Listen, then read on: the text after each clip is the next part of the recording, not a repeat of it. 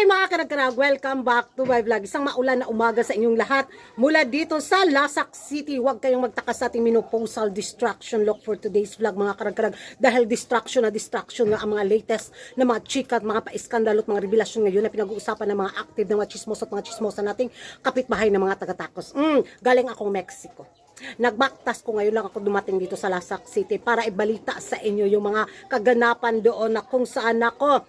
Sabog ang chikahan ngayon sa mga taga-Tacos dahil may malakas na silang frontrunner sa corona sa Miss Universe Mexico 2024. Ang dating lumaban at first runner-up sa Miss Grand International 2019, lalaban siya ngayon sa Miss Universe Mexico 2024 na kung saan ito yung pasabog na chika. Prepare ni Osmel Sosa ang 32 girls na lalaban sa corona sa Miss Universe Mexico 2024. Si Tandang Sosa, mga karag-karag, di ba party na siya ng organisasyon sa Miss Universe? Bakit manghihimasok pa siya? Bakit manghihimasok pa siya sa Miss Universe Mexico 2024 pageant? At siya yung nag-prepare daw sa 32 girls. So ay tika lang, parang may mali, no? Parang, ay ano ba to? Unsa man, ay, utapila. 5 dong. O 5. Kadali lang, kanaipan mga karagkarag.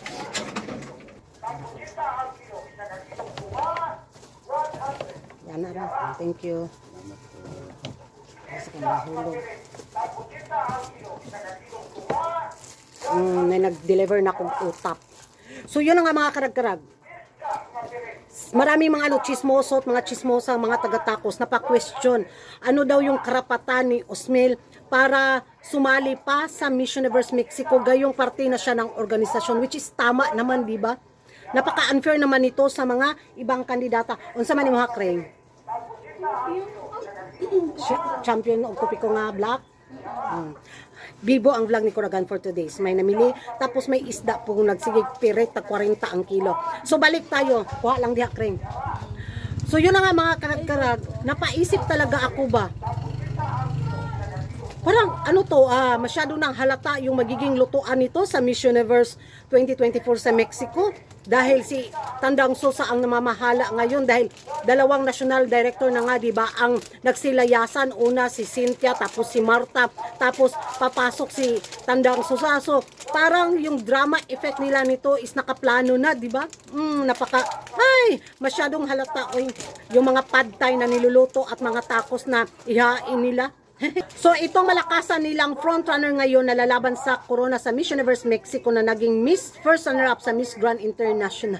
Huwag masyadong pahalata, Miss Universe Organization. Di ba? Tapos si Tandang Sosa, manahimik ka na lang, tiguang naman ka. Masyadong na kasing halata mga karag-karag, di ba? So kung i-prepare niya yung 32 girls sa taon na to sa Miss Universe Mexico 2024, sana kumuha na lang siya agad ng winner. Para alam na yung wag na siyang magpagod bitaw, rayumaho na jud si Tandang Sosa mga karag-karag. Lalong maging maimbir na yung mga ibang taga-Tacos fans sa kaganapan na to mga karag-karag dahil marami nang pa-question talaga. Maging ako party ka na ng organisasyon tapos mamimili ka pa ng makikialam ka pa sa Universal Mexico 2024. Ay, charot, igol. So yan ang mga karag-karag, ang mga distraction ng mga pachismis ngayon na pinagchichismisan. Ano yung magiging reaction nyo dito nga sa malakasang frontrunner ng Miss Universe Mexico 2024 sa pamamahala daw ni Tandang Sosa.